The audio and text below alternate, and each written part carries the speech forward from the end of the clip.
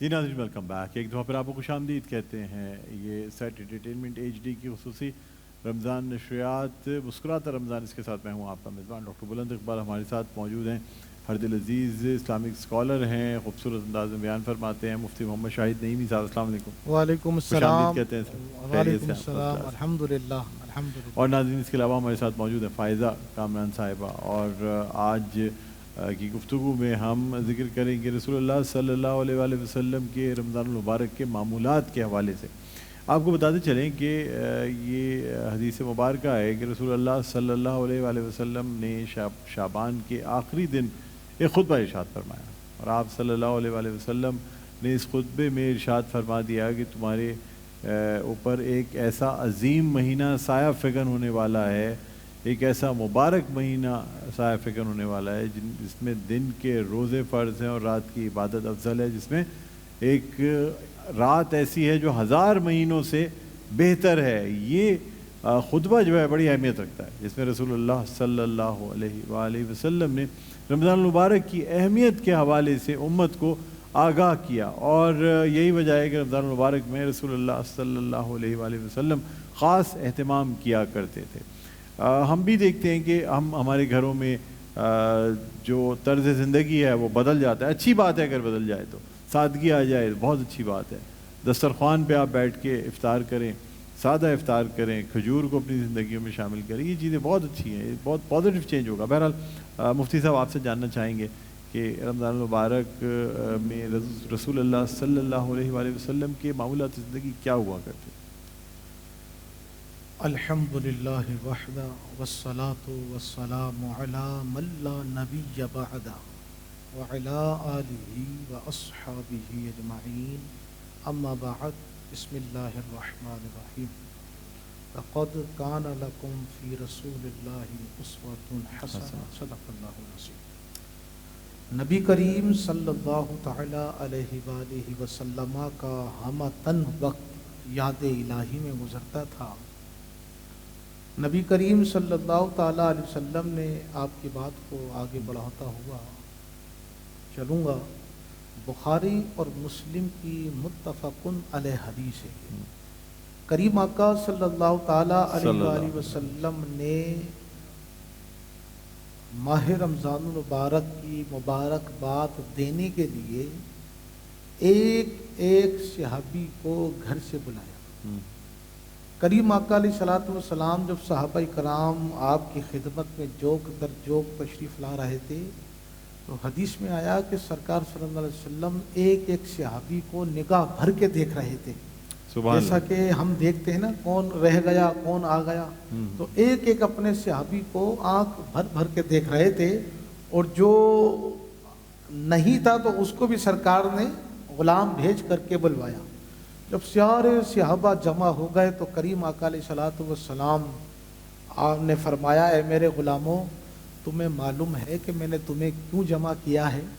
تو حضرت ابو ہریرہ رضی اللہ تعالی عنہ دل ہی دل میں اپنے آپ سے کہتے ہیں، ایسا مجھے لگا کہ قیامت قریب تو آنے لگی نہیں ہے۔ کہ سرکار علیہ الصلوۃ والسلام نے یکدم سارے اصحاب کو جمع فرما کر کسی بات کی وہ ہمیں آگاہی سے آگاہ کر رہے ہیں۔ تو حضرت ابو ہریرہ حضور کی بارگاہ میں عرض گزار ہوتے ہیں، یا رسول اللہ، میرے ماں باپ آپ پر قربان ہو جائیں، بے شک یا رسول اللہ حکم ارشاد فرمائیے، آج کوئی ایسی بات ہے جو آج ہمیں بتائی جا رہی ہے۔ ہر صحابی سرکار دو عالم صلی اللہ علیہ وسلم کی فیض حق کے ترجمان کی طرف اپنے کان لگائے بیٹھا ہے کہ رحمت کونین صلی اللہ علیہ وسلم کیا فرماتے ہیں۔ وہ آقا کریم صلی اللہ علیہ وسلم نے ارشاد فرمایا، اے میرے غلاموں، میں تمہیں ایک ایسے مہینے کی بشارت دینے لگا ہوں کہ جس کا لمحہ لمحہ اللہ کی انوار و تجلیات سے بھرپور ہے۔ سبحان اللہ۔ میں تمہیں ماہ رمضان المبارک کی بشارت دیتا ہوں کہ جس کا اول رحمت، اس کا درمیانی مغفرت، اور اس کا آخری اشرہ جو ہے وہ جہنم سے آزادی کا سبب ہے۔ ہر صحابی کے چہرے پہ ایک مسکراہٹ کی لہر دوڑتی ہوئی نظر آ رہی ہے۔ سرکار علیہ الصلوۃ والسلام فرماتے ہیں، اما عائشہ صدیقہ رضی اللہ تعالی عنہا سے آپ روایت ہے اس حدیث کی، آپ فرماتی ہیں جیسی رمضان المبارک کا چاند نظر آتے ہی سرکار فرماتے عائشہ میرا بستر لپیٹ کر رکھ دو، اب مجھے آرام کی حاجت نہیں ہے۔ واہ، اب میں نے پورا مہینہ اللہ کی بارگاہ میں حضوری حاصل کرنی ہے، میں نے اللہ کی بارگاہ میں دھرنا دے کر بیٹھنا ہے۔ آج جو ہم مساجد میں دیکھتے ہیں نا کہ پورے مہینے کا اعتکاف، آخری عشرے میں 10 دن کا اعتکاف، یہ پورے مہینے کا اعتکاف بھی سرکار مدینہ صلی اللہ علیہ وسلم کی ذات والا صفات سے ثابت ہے بے شک، کہ سرکار دو عالم صلی اللہ علیہ وسلم حجرہ عائشہ میں، یعنی جہاں مسجد نبی شریف آج موجود ہے، وہیں سرکار دو عالم صلی اللہ علیہ وسلم 30 دن کے لیے نفلی اعتکاف فرمایا کرتے تھے۔ سبحان آپ اللہ کی یاد میں اتنا گریہ زاری کرتے، اتنا گریہ زاری کرتے، حضرت اما عائشہ صدیقہ رضی اللہ تعالی عنہ فرماتی ہیں کہ مجھے شک ہونے لگتا تھا کہ ایسا تو نہیں ہے کہ سرکار کے جانے کا وقت آ گیا ہے۔ اللہ اکبر۔ تو سرکار علیہ الصلوۃ والسلام کے عمل سے پتہ چلا کہ جب نبی رحمت ہو کر وہ رمضان کا اتنا اہتمام فرمایا کرتے تھے تو ہم تو امتی ہیں، بے شک، ہم امتی ہیں، ہم اللہ کے بندے ہیں، جو دنیا کی محبت ہمارے دل میں گھر کر گئی ہے، ہم دنیا دار ہیں، لیکن نبی کا یہ فعل، یہ عمل ہمارے لیے مشعل راہ ہے۔ نبی ہو کر جب رمضان کا اہتمام کرتے تھے، امتی کے لیے بدل بولا بہت ضروری ہے۔ اچھا، یہ بھی مختلف احادیث مبارکہ میں ہے کہ رسول اللہ صلی اللہ علیہ وآلہ وسلم انتہائی سادہ افطار اور سحری کیا کرتے تھے، کھجور اور پانی سے زیادہ تر، کھجور تناول فرمایا کرتے تھے اور پانی، اور خاص طور پہ طاقت میں کھجور کا استعمال کیا کرتے تھے۔ اس حوالے سے کیا فرمائیں؟ سبحان اللہ، سبحان اللہ، دل کے تاروں کو ڈاکٹر صاحب آپ چھیڑ رہے ہیں۔ کریم آقا علیہ الصلوۃ والسلام جو مالک کائنات ہیں، دونوں خزانے کی کنجیاں ان کے ہیں خالی ہاتھ میں، وہ رکھتے گو پاس کچھ نہیں، ان کے ہاتھ میں دو دارین کے خزانوں کی کنجیاں ہیں، لیکن قربان جائیے سرکار دو عالم صلی اللہ علیہ وسلم کی قناعت پر، آپ کا حکم ہوتا تو جنت سے دسترخوان کے دسترخوان اتر سکتے تھے، لیکن کریم آقا علیہ الصلوۃ والسلام نے فقیری میں بادشاہی فرمائی۔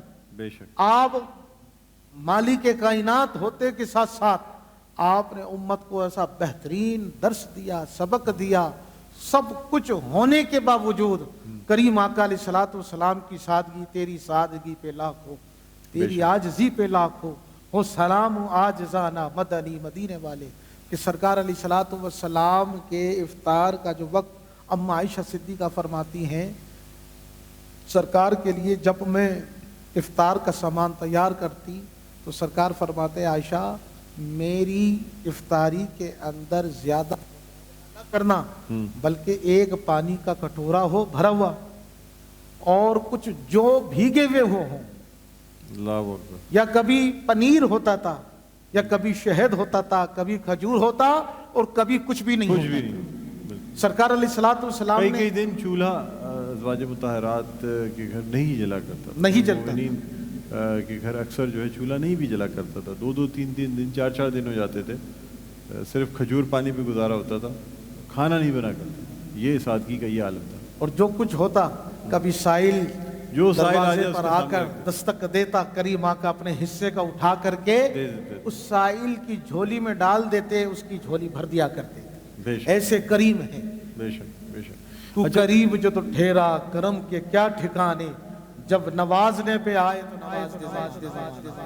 اچھا مفتی صاحب، اس رمضان المبارک کے روزوں میں سحری کی بھی بڑی اہمیت کہی گئی ہے کہ جی سحری جو ہے وہ ہمارے روزوں میں اور دوسرے جو لوگ روزہ رکھتے ہیں اہل کتاب، ان کے روزوں میں سحری جو ہے وہ فرق کرتی ہے۔ نبی کریم صلی اللہ تعالیٰ علیہ وسلم کا بہت ہی خوبصورت فرمان، سحروا بصحتکم، سحری کرو اور صحت مند ہو جاؤ، کہ سحری کھانا باعث رحمت ہے، باعث برکت ہے، اور اس نیت سے کھانا، یا اللہ میں سحری اس نیت سے کرنا کہ پورا دن میں نے بھوکا پیاسا رہنا ہے اور تیری عبادت میں کمی آنے نہ دینی ہے، یا اللہ میں کچھ کھا رہا ہوں جو تیرے نبی کی سنت ہے، تیری نبی کی سنت کو اپناتے ہوئے اور دن کو روزہ رکھنے کی کچھ کھا رہا ہوں، اس میں اتنی خیر ڈال دے، اتنی برکت ڈال دے، یہ میرا کھانا پورے دن کو کفایت کر جائے۔ سبحان اللہ۔ اور دیگر انبیاء کرام علیہ الصلوۃ والسلام کی جو زندگیاں گزری ہیں روزے رکھتے ہوئے، تو آپ کی انبیاء کرام علیہ السلام کی جو زندگیاں تھیں وہ بھی اپنی اپنی امت کے لیے بہترین نمونہ تھی۔ سبحان اللہ۔ ہر نبی نے قناعت کا درس دیا، سبحان اللہ۔ ہر نبی نے اپنی ذات سے ہونے والی وہ سرگرمیاں جو امت کے لیے فائدے کا سبب بنتی تھی، ہر نبی نے اپنی امت کو کچھ نہ کچھ دیا ہے۔ لیکن قربان کہ ہمارے آخری نبی صلی اللہ تعالی وسلم کی زندگی مبارک پر کہ آپ کی زندگی کا ہر پہلو امت کی خیر خواہی تھی، سبحان امت اللہ۔ کی بھلائی تھا، امت کے درس تھا۔ کہ کریم آقا علیہ الصلوۃ والسلام نے بھوکے رہ کر بھی زندگی گزاری، سبحان اللہ۔ پیٹ پر پتھر پتھر رکھ کے بھی زندگی گزاری۔ بے شک بے شک۔ بڑی جب ہم تاریخ پڑھتے ہیں اور خاص طور پہ سیرت طیبہ صلی اللہ علیہ وسلم سے روشنی حاصل کرتے ہیں تو بعض ایسے واقعات ملتے ہیں کہ سمجھ نہیں آتا، اور انسانی عقل جو ہے دنگ رہ جاتی ہے کہ کس طریقے سے اتنی سخت حالات میں رسول اللہ صلی اللہ علیہ وسلم نے سختیاں برداشت کر کے پھر بھی اپنی امت کے لیے کس طرح سے ڈٹے رہے اور کس طریقے سے اپنی امت کو حفاظت میں رکھا۔ یہ بڑی مطلب حیرت کی بھی بات ہے اور بڑا اس سے تعجب بھی ہوتا ہے، انسان کی عقل دنگ بھی رہ جاتی ہے، اتنے مظالم کس طرح سے برداشت کیے گئے اس وقت عرب کے دور جاہلیت، بڑی بات ہے۔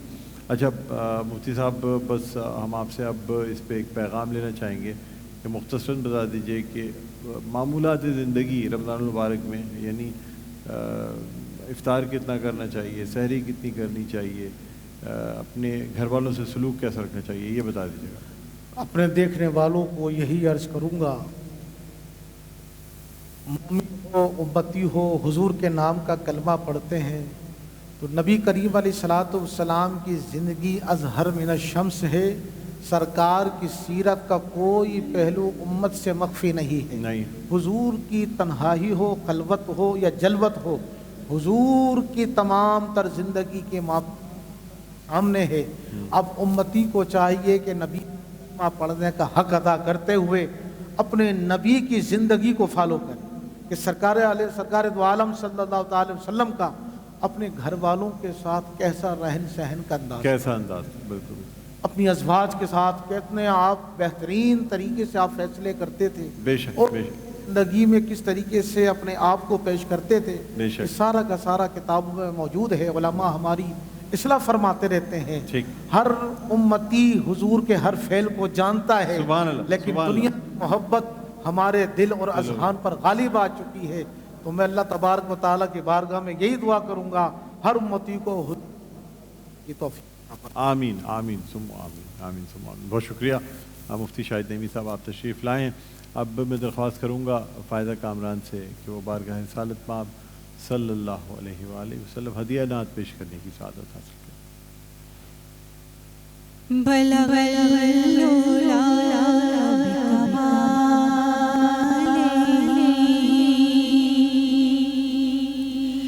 بلغ العلا بکماله، کشف الدجى بجماله، حسن جميع خصاله، صلوا علیہ وآلہ، صلوا علیہ وآلہ،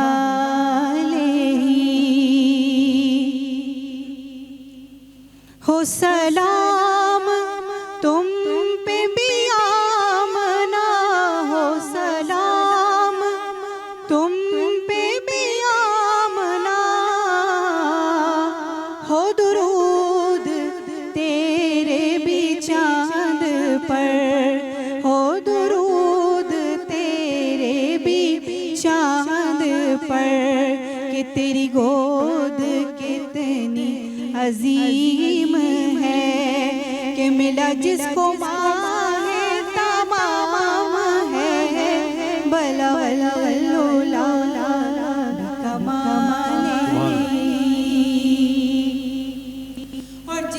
जिसे चाहा दर पे बुला लिया, जिसे चाहा दर पे बुला लिया, जिसे चाहा अपना बना लिया। बड़े बड़े रब के हैं फैसले, और ये बड़े बड़े नसीब बात है, बलवल्लोला कमाले। सुभान अल्लाह। और वो घड़ी भी आए ख्वाब में, वो दिखाए अपनी जलियां, और मैं कहूँ कि आज हुजूर ने मेरा सोया सुभान अल्लाह, सुभान सुभान अल्लाह।